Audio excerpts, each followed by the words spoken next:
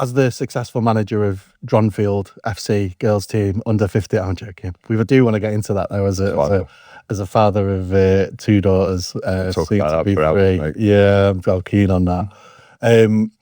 Thank you very much. Rowan, I nearly worked for you. I don't think I've told you this because we've never met before, which is interesting. I've just kind of seen this figure from Gamma, and there was a company, I think you'd just left Gamma, and I was in there was a recruiter, and they said, oh, you need to work for this business. They've just hired Roan Pratt, who's going to transform it. I think 2021, something like that. And Reach.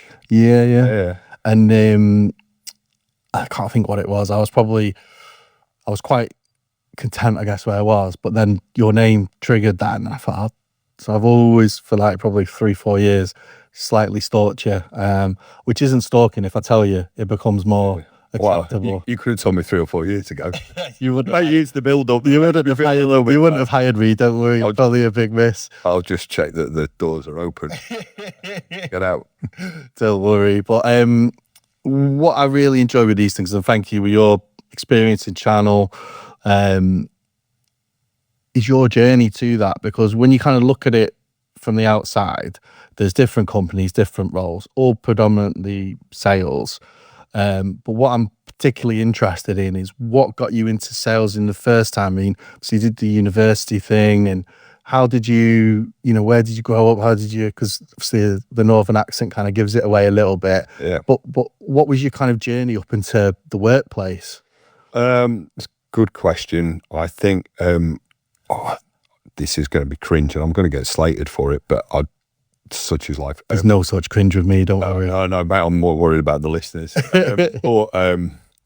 When I was growing up at school, my mates used to call me the Silverton Wizard. So like if we were going out clubbing, or we were trying to get in somewhere, or trying to get out of a scrape, then I would be at the forefront of that, trying to work my way out of it, not physical, verbal.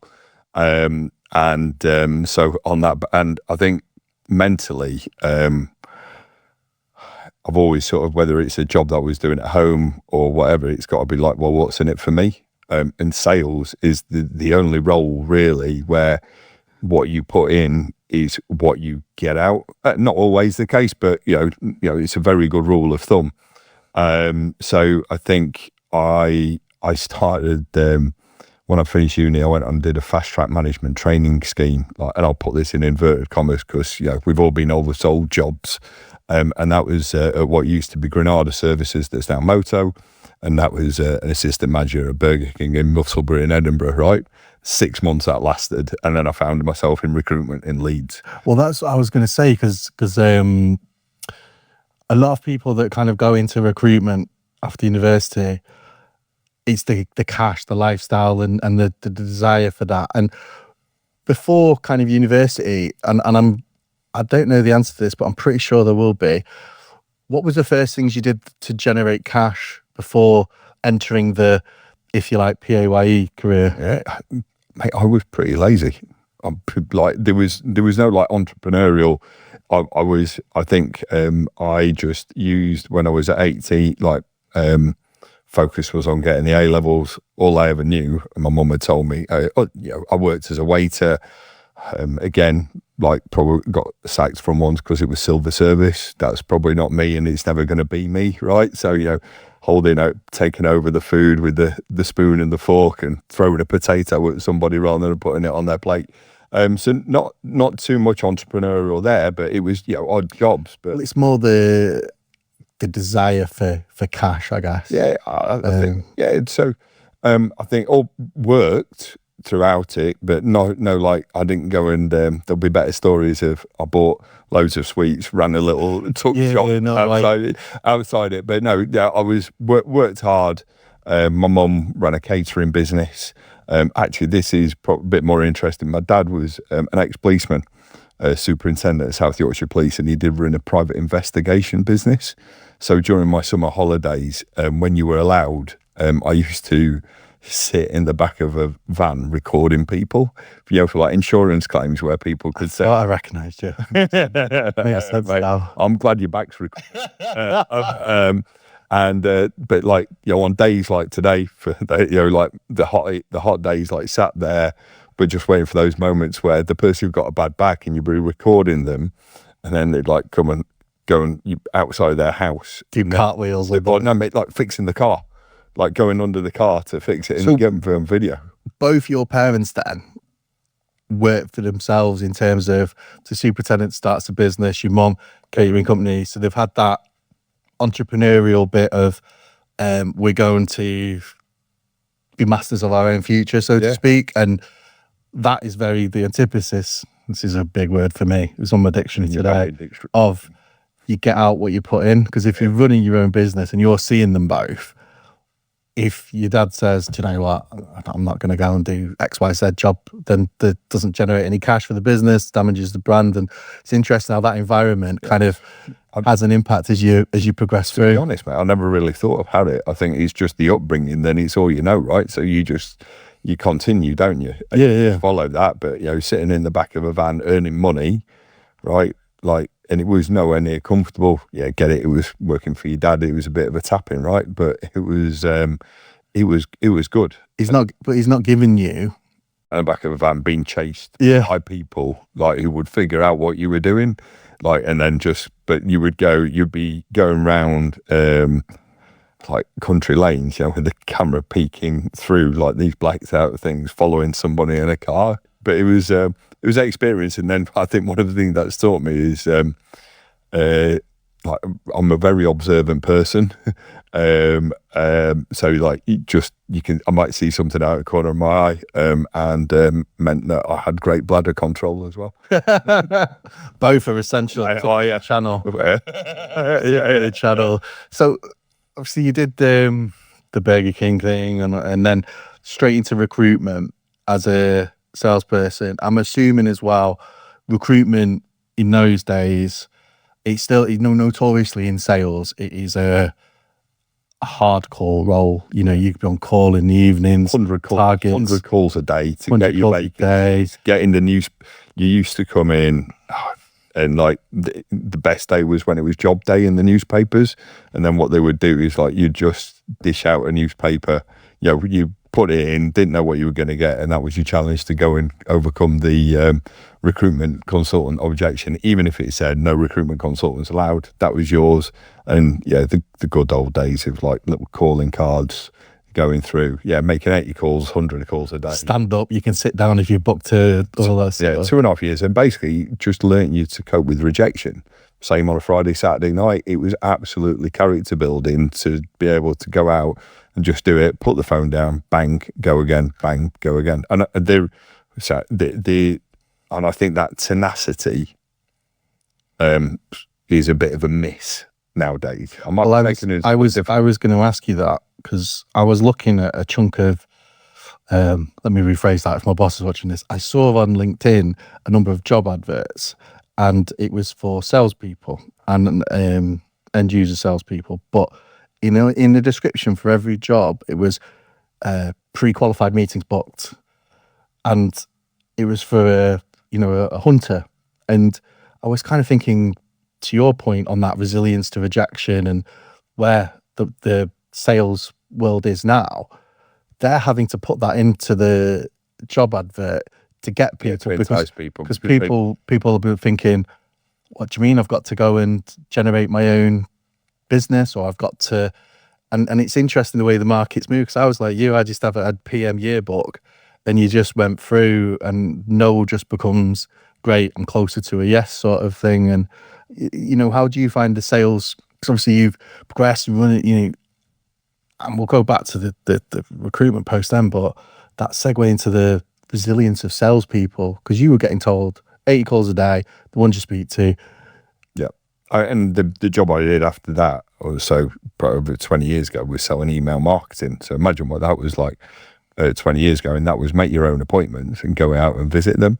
And look, I'm not a Luddite to know that life doesn't change, things of course. On.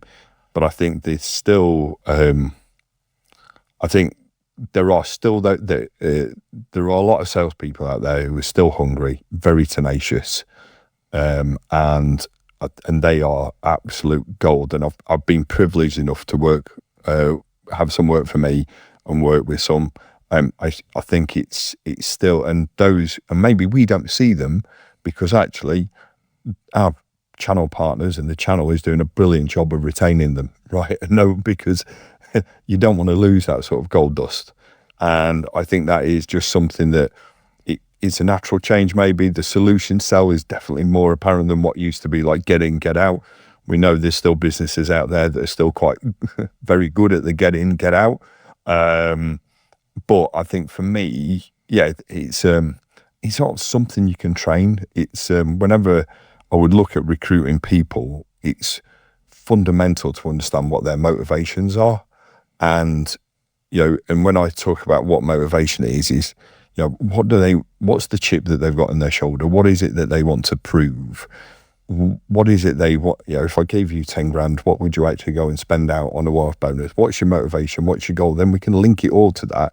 Because if you're telling me you want this is how you're going to get it, but only tell me if you're genuine. So I think it's, I don't want to, it's a massive change, but I think those people, those hungry and tenacious people are a lot less than what they were. And I think there is a little bit sometimes, I feel like there is a right, people feel like there is a right to have something when maybe they're not necessarily deserved it. Well, that's a completely controversial. No, it's not controversial. I agree with what you're saying. I think a lot of, in the channel, there's kind of two elements of salespeople, in my opinion. You have a lot of our partners, resellers, have challenges in terms of their number one objective, or one of the top two probably, is acquiring new customers. And they've all been stung with, or pretty much all, the wrong hire, and you invest a load of cash, and it's a smaller business maybe, and you realize 6-12 months down the line, you've spent a load of money and it hasn't generated the return that you're expecting. Someone's maybe expected bigger results than they've generated. And there's always a challenge. A lot of the partners I speak to is recruiting salespeople or retaining them, and some of it's on them as a business in terms of, do they support that salesperson? You can't just these days go, there's a phone, off you go. Yeah. But there is a challenge there. And then in our world as a supplier, sometimes there can be a challenge with salespeople because there's a perception your partners do all the business for you. You just need to go and turn up with some donuts, take them for a beer. You don't need to add value to that business. It just comes in, just check your inbox. And, there's still an element of salespeople, in my opinion, in the channel who are like that. And, there seems those two elements. I don't know what you think to that. 100% agree. I think one of the things, I think people talk about relationship, and it is 100% valuable. And I think, but over-reliant upon some of that in the channel, not sort of like in the, that director and senior level. But I think it's, persistence and tenacity is key. And I agree everything that you say. It's got to be that, you can drive more, but the right people is fundamental to everything. Well, that links to what you were saying though, in terms of where you recruit people, you're looking at their mission. So for example, I've recruited Tegan Camp. She'll thank me for this. She was an account executive in another business, didn't see progression to get to where she wanted to, felt probably a little bit undervalued, that she could progress further. It's come over to us, real hunger, and you can train a load of other bits, but that tenacity and hunger, attitude's key. And it's like you said as well, it comes from within, and people have it or they don't have it sometimes. So I totally agree with you there. What got you out of recruitment into the technology space? I don't know, mate, he offered me a company car, like it was a Golf, and about a $5,000 pay rise. Was it a Golf TDI or something like that? Or and then I moved my way up like to a BMW. Like that was it. Like nothing more break. And I was like, well, there's the transition from desk base to field base. I mean, like email marketing 20 years ago was, you were getting people faxes in, you ring them up and say, I've got a better idea than this, mate. It was brilliant. It was a bit fugazi, from as they might say, but it was good at the time. It was a great experience. I used to spend 3 days down in London even based up in Leeds, like just selling, and it was just amazing. Like I had a great time, and I learned a lot. And I think one of the things I learned the most actually is the arrogance of a mid-20s sales guy, right, who was doing really well. Was it's just me. It's all based on my personality. I'm amazing. Obviously, that's not the case. I'm sure people will vouch for that one, but it was structure. Like I went and I just hit a brick wall, and I just thought every time I went in, I can do this. And I'd forgotten my structure, I'd forgotten my process, I'd forgotten the goal, what I was trying to get out of it. I just thought I've got it every time. There's that, we talked about football earlier, the best time, you're not going to, when the striker's getting a load of goals, you're not going to go put him on the bench. And that's what I thought I had, but I forgot how to do it. So yeah, that was a fundamental lesson at that age. I think that's important because I can relate to that. I was in a job and it was inbound phones, selling broadband. 300-400% every month. I thought I was brilliant, and I took for granted the environment I was in, the product I was selling, the training that was there potentially to help me. I just thought I've got the gift of the gab, 400% target, I'll off I go. And then I went into the real world and had a few chiseling, refining, and it's got that point you talk about where you move from your structure to the confidence comes in, and maybe overconfidence. That I was talking to someone about where the Football Manager had this saying, you can either look in the mirror or you can look out the window. And I think I've only ever done all right when I look in the mirror and go, that's on me. Yeah. And sometimes you'll get, partners are the same. Some resellers are like this, some salespeople, it's not my fault. It's Rowan doesn't like me, or he's not done this for me, or there's that accountability bit that's good point, and that's important. Yeah, it's valuable. If you've got to reflect, I do that every week, work wise. And how do you do that? Just like I think probably it's a bit of music on and go for a walk. Just like to take in what it is. I'm probably worse at stewing if my girls have lost the game, and reflect on what I could have done better, and then I tell them what I think they should have done better. And again, it's the same. And I think there was a job I was doing, and I was getting really annoyed at people that met my expectations, and these expectations were in my head. And I was like, actually, I've not told them what I have. Sort of loosely explained what my expectations are. And I was like, right, sales kickoff, this is my expectations. We're all on the same sheet. Now we can all understand it, and then, but you have to question, right? Have I given them the maximum, like, tools? Have I been clear with what my expectations are? Have I done this? And I think you just got to keep asking yourself questions. I'm a great believer in both personal life and work life. If you put in 100%, give it the most you possibly can, and you make sure on all elements, that's not just working hard, it's working smart, it's thinking things through, it's being proactive, it's mentoring, all of that other stuff. Then if it doesn't work out, either way, that's fine. I can walk away with a clear conscience. And I'm quite, a bit workaholic-ish, and like whatever I do, I'm very dedicated to it. And is it sometimes difficult though with that level of dedication? And again, in the channel, I see a lot of challenges sometimes with an owner-led business where the owner will say, I don't understand why Brian in my service desk didn't stay till 10 o'clock on a Friday night, overtime unpaid, to deal with this issue because this company is, was so important.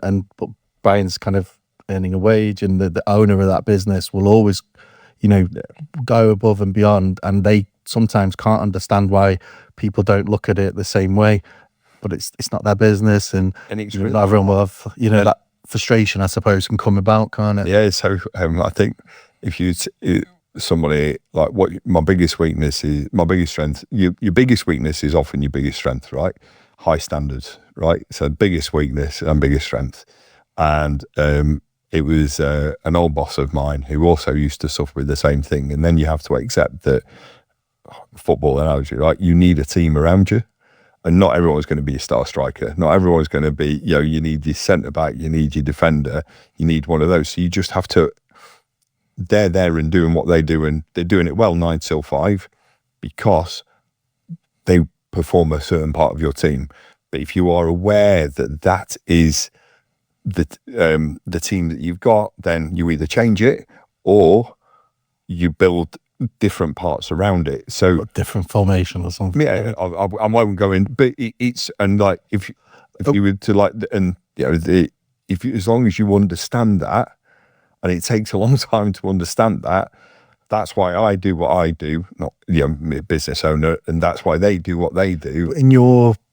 So on that journey, because I can imagine, and then correct me if I'm wrong, kind of field sales, BMW, and I'll probably miss a few businesses out, but into the machine that is Gamma now in what, 2010, around then? Around then. 20, probably 2000. Yeah, I was there for 12 years. 12 years, very different business, I imagine, you joined when you left, and the various roles you had. But I imagine the Rowan at the start, top performer, you need to, and there's been some learning and self-reflection in there.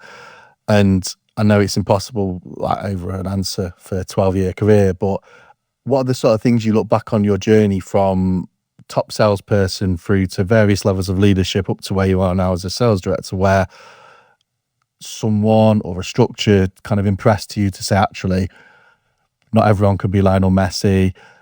I have my work ethic, but I'll manage people, and because the way you're talking, there's a lot of self-reflection development going in terms of the structure. I'm just curious what kind of stimulated that, where you thought. I think I was probably, so I matured and learned a lot from some really good leaders. John Hoare was like Mr. Black and White, brilliant. You knew exactly where you stood. And you know, he hired me and got a lot of credit and for what he helped with my career. And then when John left, we had a guy called Richard Bly, who basically very different. Was like, I'll leave it up to you. And I'm like, oh wow, that's scary. Like, but it was good. It was great management, and that made me mature so quick. And I think, but I would say probably high standards and caring too much at points it wouldn't necessarily always manifest itself in the right way. I think you learn with what you're trying to do can always be with the best intent, but not always with the best delivery, right? Well, and I think maturing, having conversations, but reflecting, like, and whether that is from the people that you've worked for, you get feedback, but like, well, it's interesting because something I do, and I'm very aware of it, is, and you may be able to relate to this, is if I'm bothered about someone's career and their progression, and I really, really value them and rate them, I can be a little bit, come on, you can do better, let's try, I'll push them. And that person, if I don't position it correctly, thinks, oh, he doesn't rate me, he's being... Whereas the reality is, if I thought really negative things, I'm not going to invest my time and really push that person. And I've had to learn, because sometimes if people, what, you must hate me, and I'm like, for years ago, you hate me, don't you? I'm like, no, I think you're brilliant. That's why I pushed you. I thought you could, and I've had to learn that bit of it. And I think, and it's to understand, it's that man management side of it, isn't it? And I think you've got to, it's just understanding the different ways of their motivation and pushing people the right way, the wrong way, and expectations and all that other good stuff. So yeah, I think it's not an easy one, but we make mistakes and we learn, right? I make a mistake every day, many, if you ask my wife. So during the Gamma Say, so you had a choice, I'm imagining, in your career in terms of being an elite salesperson, and there's absolutely nothing wrong with, in the channel or direct, I want to be an account director and earn as much money, and that's me for the rest of my career. I'll be a top salesperson. I don't want to manage people. I don't want the sort of stress and those things. I just want to do that. But which is a route you could have gone down. Yeah. What point did you say, actually, I want to start moving towards having a seat at the table, managing people and building up? And the reason I ask that is a lot of people watching or listening to this are going through their journey where their end game is ultimately a director of channel or a sales director, and they're very conscious of that journey. And sort of insight from you is interesting for them to go, right, I can relate to what he's saying about why he did this, or and I think a lot of people take value from that journey, because literally you could have gone one or two ways, or even started your own business, but you certainly could have gone top salesperson or the less praise way, if you like, as a leader. Yeah, I think in my head, I've only ever seen progression as managing people. Never really, like, every year was financial progression, and this was another way of the next step. And I just, whether it was a very narrow-minded view, you touched about own business. I think when we talked about my mum and dad earlier on, and like, I've always taken whatever business I'm at as a, it's my business. I'm a Yorkshireman. Like, pays your mortgage. You got that. Yeah, I totally agree with you. Expenses, like, not going to put, that's a bit harsh. If I'm looking at the bottles of wine, just always had that sort of mindset. So I think when you talk about own business, looked at the stress involved, and I struggle to switch off from work. So, like, never in mind switching off.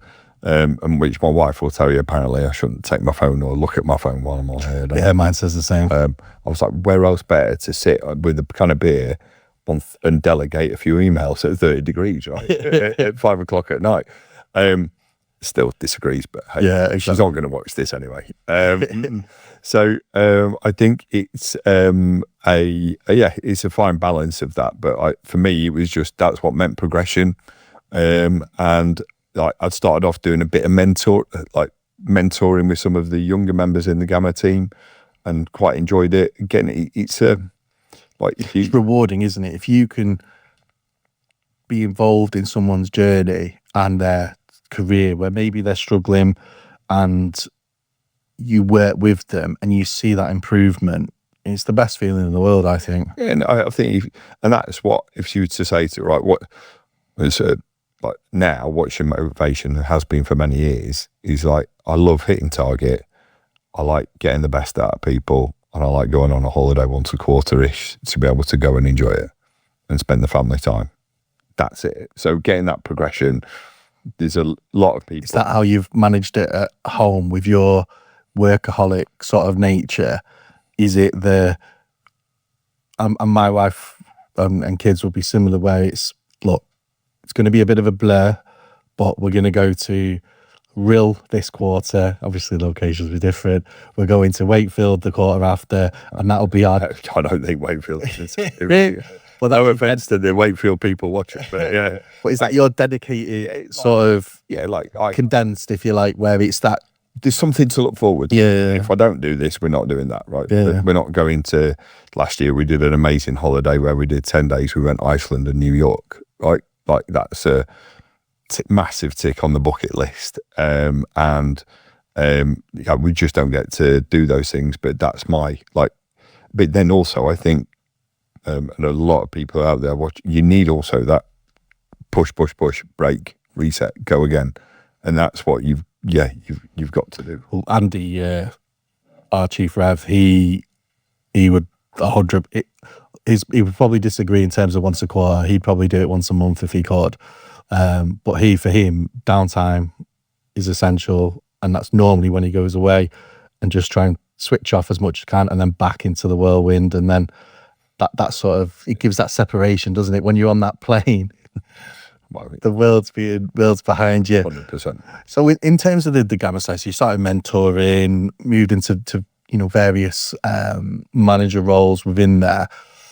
What sort of structure back then was there in terms of Gamma for that? Was it, there was additional support, or was it, how was it like leading there? Were those sort of figures there that you could look at and go, that's, ahead of, or whatever that may be at the time that would support you? Or were you kind of learning on the job with people and targets and things? I think both. I think I tried to just say the mantra, really, to treat the people that work for me how I'd want to be treated. And that was sort of like how I built it up. But I think we're all here and watching, like, on the basis that we've got there by taking the best bits out of the people that you've worked for or worked with and molded it into what you do. And I'd like to think that there's somebody out there who might take the best and the worst bit of what Rowan did when he managed them and gone, right, I'll do that, I like that. So I think, yeah, a bit of word, but it also comes down to, we've talked about hiring the right people, and the right fit for you, the right fit for the business, the right fit for the channel, and the right fit for your team. Because if you can get that bit right, I'm not talking, you don't need to steer, you've got to steer the ship, but you don't have to go down there, put the coal in, or do everything. You can get it right. So I think hiring the right people is part of that, but that takes time as well to go, right, what is it exactly I need? And in terms of the channel side, because obviously, it's remiss of me really, obviously virtually all of your career has been in the channel side of things. Your approach with your partners and potential partners and things like that, I'm interested how that's evolved during that period, because there'll be, and again, correct me if I'm wrong, a business that's kind of earlier in its journey, there's a real focus on partner recruitment, and now you've kind of, if you look at Gamma now, probably partner recruitment's not the number one thing on their agenda in terms of the size and scale and things like that. And what helped shape your views on partners and how you felt that they should be supported, worked with, and all those kind of different things? How's that kind of evolved over that time? I think it's big question though. So it is. It's deep. I think it's on understanding and listening. None of them are the same. I think totally agree. And I think you've got to go understand the makeup, the organization, and where are the different points in that business that you've got to understand. I think there's all times where we've been out there, we've had a conversation with the MD and the CEO or of the business, the principal, and gone, right, we agree, we're going to make it happen. Yeah, great. And we come out there absolutely buzzing. But what we've not done is we've not gone on and understood and spoken to sales team, operations team, billing, engineering team. If it's something, we've not covered all bases. And I think that's you would go out there, and I think in the early days you'd have conversations with the principals of the business, and you think you nailed it, and then it wouldn't happen. And then it's actually fundamentally understanding, right, I've got a good idea, I've got a good proposition, I've got something that you need to take to market. How do I make it happen? But understanding those points in the business where you can actually do it. And I think, something that I urge across all teams, like, just have all of the touch points. And I don't know if that means you're sat in there with the sales guys for a day a week or a day a month. You'll build it, but you'll understand how they tick. There was one reseller, I don't remember, it was at Gamma. I used to spend time in their office. It was Southwest Comms before they were bought by Focus. And I was going down, right, why am I getting your lease line business? We're cheaper. X suppliers giving us a voucher for every one we give. Right? Brilliant, right. So I'm getting beat up on price. It's got nothing to do with that. You're getting a 20 quid voucher every time you pay one, right? If I matched it, can I get the business? Yeah, but I'm never going to get that from the sales director. No, and that's I think a lot of wholesale businesses take it for granted. They think that our two CEOs are friends, they played golf, so there'll be business. But a lot of the time, and CEOs are amazing people. I know you call yours flickers, which is very... No, flickers.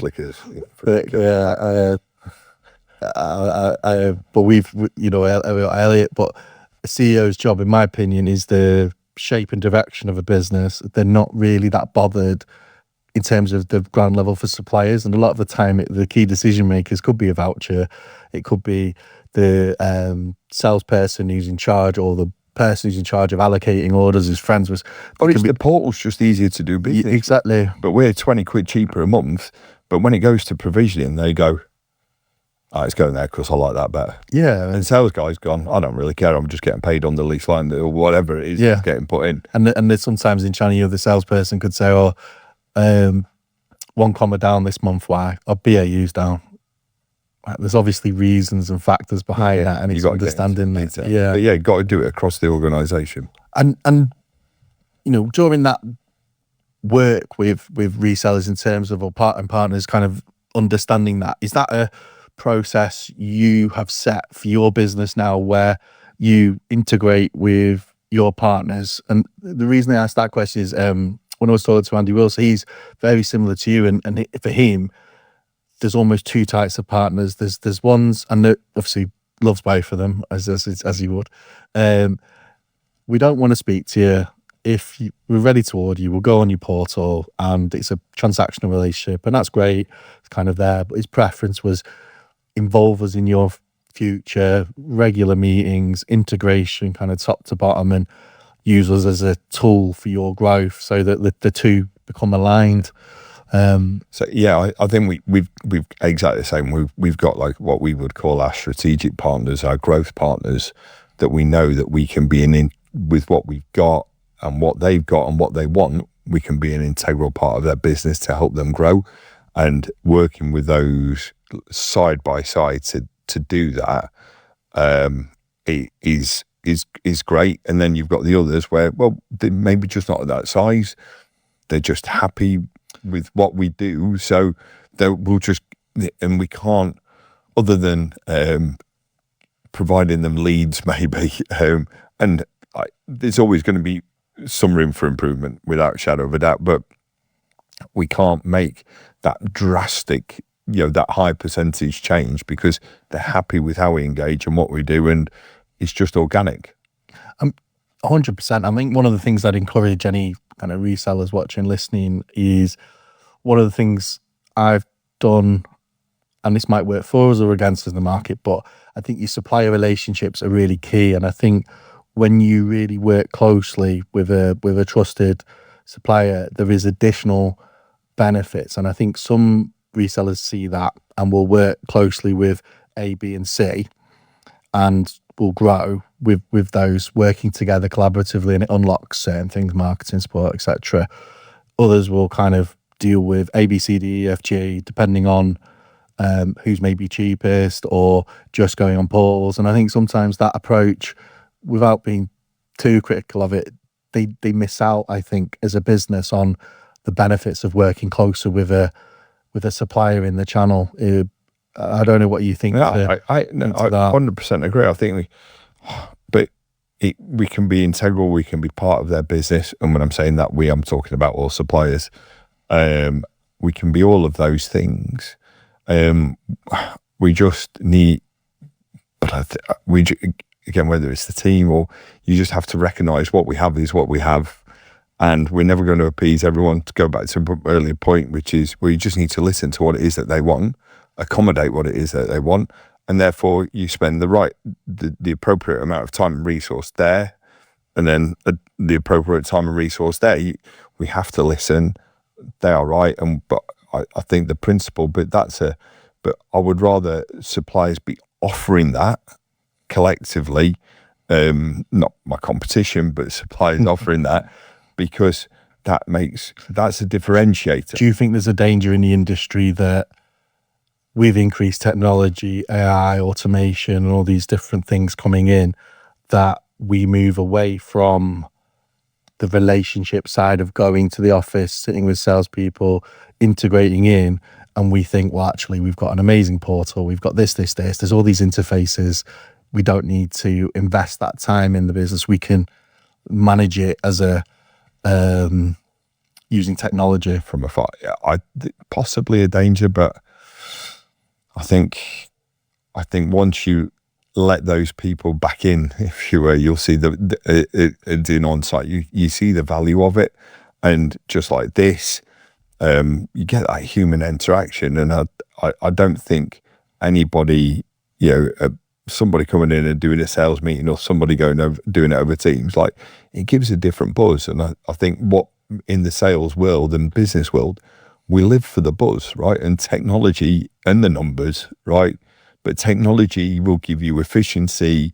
It will, can optimize your business, but ultimately, and that gives you a buzz, but there's no better buzz than like going out there and interacting and having a chat and building some of that relationship. I think that's the best thing in Channel for me. I put a post up the other day about I feel privileged sometimes. You talk to businesses and invariably there's tough times in that journey and they're growing, and you get to almost have a bit of insight into that world. And I think it's you wouldn't get that through emails and virtual and we chats. can learn off each other. Yeah, right? 100%.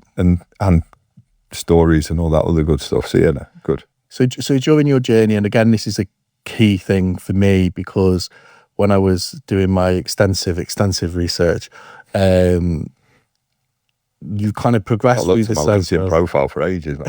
I was saving my CV, but I didn't know. Well, it's that going from like a head of to director is very, very difficult. Same as going from a manager to a head of, but head of to director is a very difficult journey. And I think a lot of people in their careers will want to become a sales director or a chief revenue officer, but the jump doesn't happen for whatever reason. And there was a point in your career where you were kind of progressive, and it almost looked, and like life isn't a spreadsheet, that to get to where you wanted to get to in terms of that sales director role, you needed to change careers or not change careers, but leave. Yeah, basically that's the nice way of putting it. Yeah, and that's what, and that yeah, and I realised that again, but I was part of a very, very big purple machine.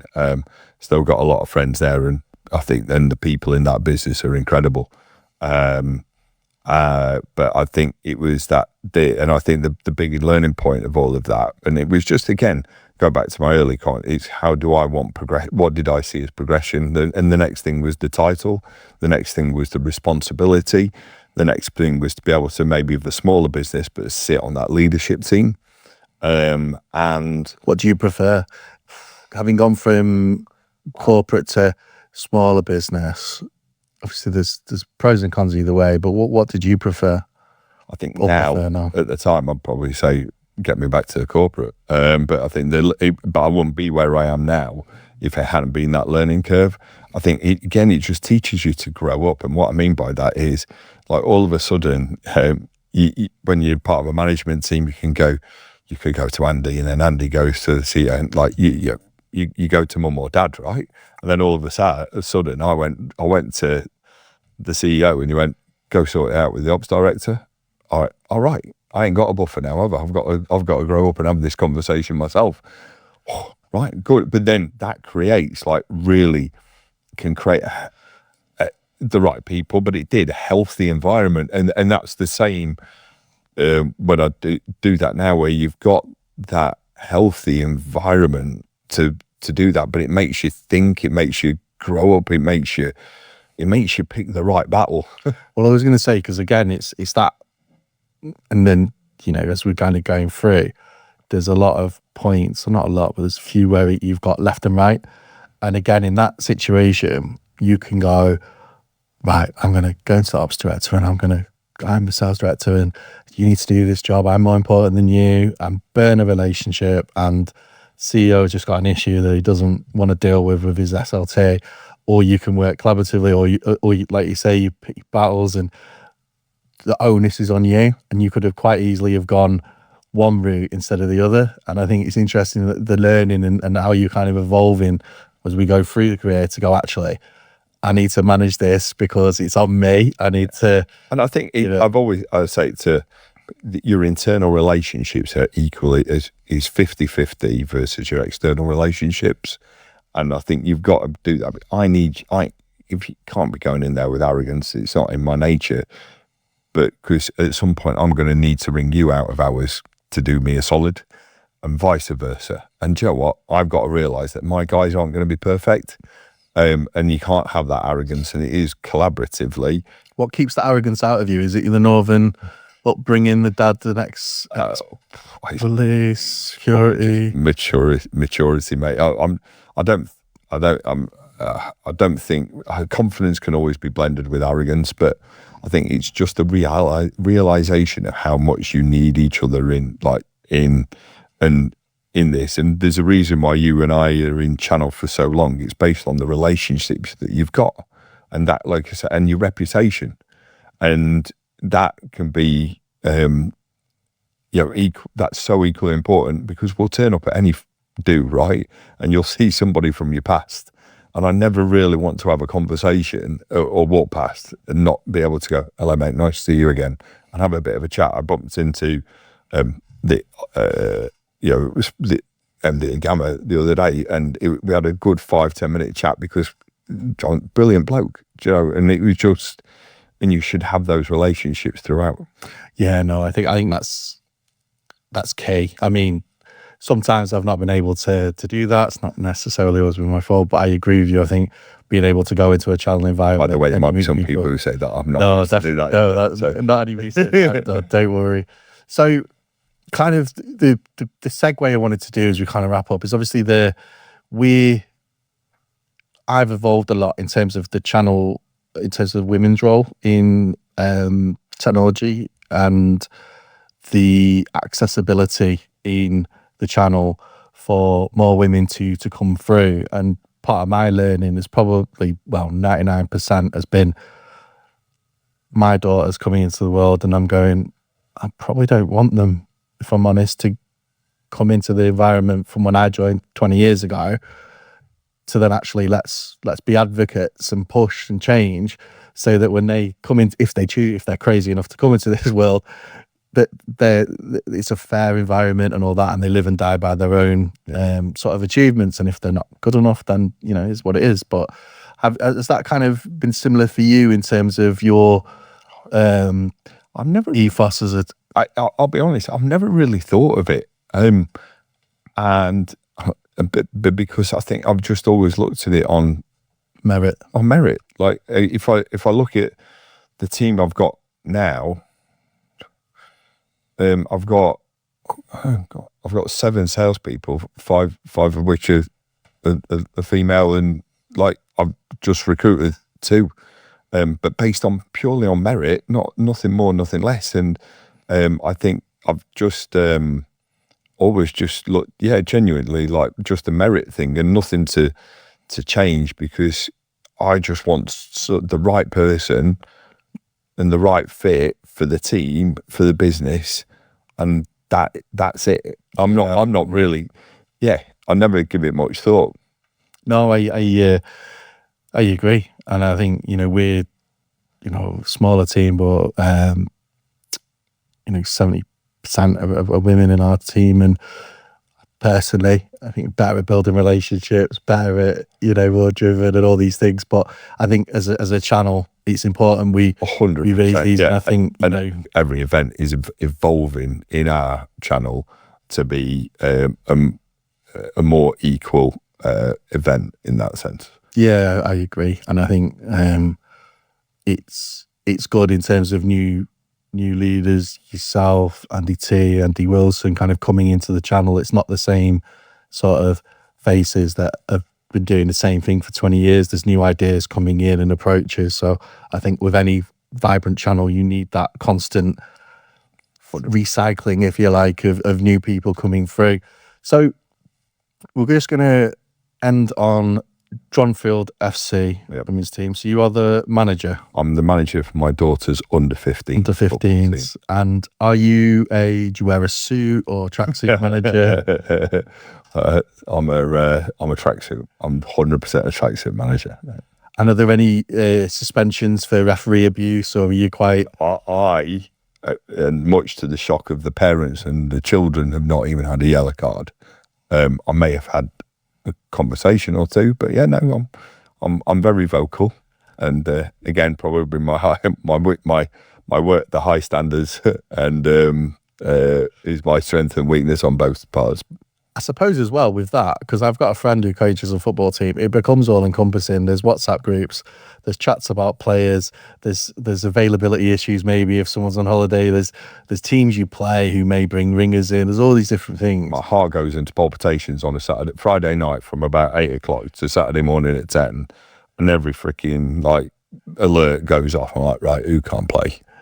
If it's the keeper, I might as well just call it off, right? But yeah, it's all encompassing, but it can be, again, like what we do in sales. and sales, right? There is, and it's like sport. There is, you either have a good month or a bad month. Very rarely do you have a all right month, right?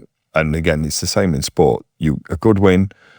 The only time you get a good draw if it's a last minute equaliser you've got, and there's no such thing as a good loss. So those highs and lows. We were in a final last Saturday. We lost 4-1 to a team that we've lost to 7-1, but also beat 2-1. And I don't, the phrase of you didn't turn up. And actually, I think I had 6 or 7 girls come to me before and go, Roan, I feel sick. And I put no pressure on them.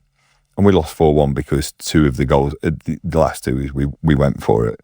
But they wanted it too much.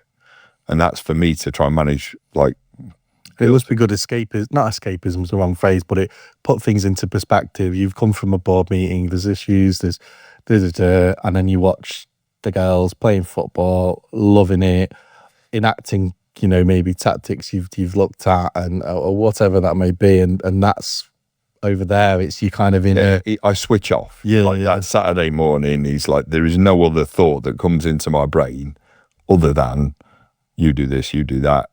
But we played a game on Wednesday night, so they had to really it was 23 degrees on Wednesday night at 6 o'clock, last game of the season. We're third bottom in the first division after promotion. Yeah. Cheers. Stayed up, but we were playing second place, and I had a conversation with them on Monday night. I was like, you just need to improve your mentality. And do you know what? They did. We lost 4-1, but I just asked them to go and make sure that the opposition felt like they were in a battle. A girl came over to me and said, Roan, what do you want from me tonight? I went, I want 5 slide tackles. And she absolutely delivered, right? And the ref came over at the end and said, no way was that a 4-1 defeat. You played the best football, you all battled, you all played with a smile on your face, and you worked together as a team. Now, how often so I talked about no such thing as a good loss, but I came off absolutely buzzing because they listened. They're a better team, right? It's life sometimes. It just happens. But I can only talk about performance and attitude, and I think, and that's the same in all sales life, right? If we've had a bad month, but you've given everything to the cause, cool. If you haven't, that's not a great question mark. Yeah. No, I get it 100%. I think particularly football or in business, you can, in your head, you can be defeated before you step on the pitch with playing second top. They'll get up, and then by the time you realise they're not that good, you're 2-3 down. Or in business, you go, that partner won't want to work with us, or because of the assumptions are assumptions are killers. Don't assume, just go and have the conversation. I don't think they'll do this because we've not provided marketing. What's the opportunity? Oh, I've not asked yet. Right, just go and have the conversation like I would have done, or I'll do it then. And I think that is, if something kills you, and just be brave, right? That's you miss every shot. You miss every goal you don't take, or whatever it is, miss every shot. So I don't know if you're aware of the question. I probably need to answer it in the future, but it can't be any Sheffield Wednesday players, by the way. But if you were to have 3 guests, dead or alive, for a meal, which 3 would you pick? Can be celebrities, can be normal people, inverted commas, can be anyone. Do you know what? I've never ever been asked this question beforehand. Right. Jordan Belfort from Wolf of Wall Street fame. I think that'd be expensive meal. This isn't Nando's. Well, you've told me you'll cover the expense.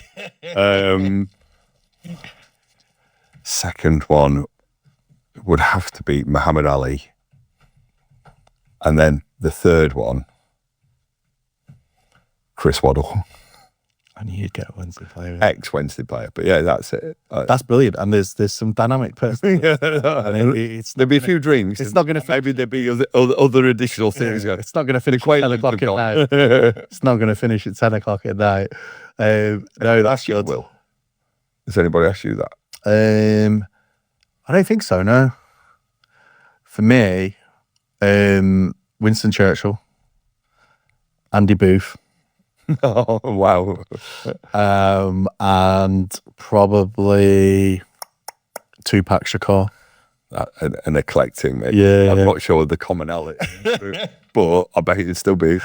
Mate, you'll be so good at hosting. Boofy, as long as Boofy was all right, I'd be all right. That's the king for me. Thank you so much for your time. It's really appreciated. It means a lot for you to take time out, travel to this. And I mean, it's really interesting for me. There's your journey from start through to sales director, people wanting in our industry, within your business, my business, other businesses, to do that journey. The sort of pitch rocks where you've gone, could go left, could go right. The focus on partners, how partners can potentially work better with suppliers to get more benefit for themselves, and then also the sort of sales approach of people. Because I think maybe salespeople here go, actually, kind of agree with what Roan was saying, because I'm kind of claiming that, and I probably need to do a bit more myself. So it's really appreciated, and thank you very much for your time. Pleasure, mate. Thank you. Being a great host. Host of the most.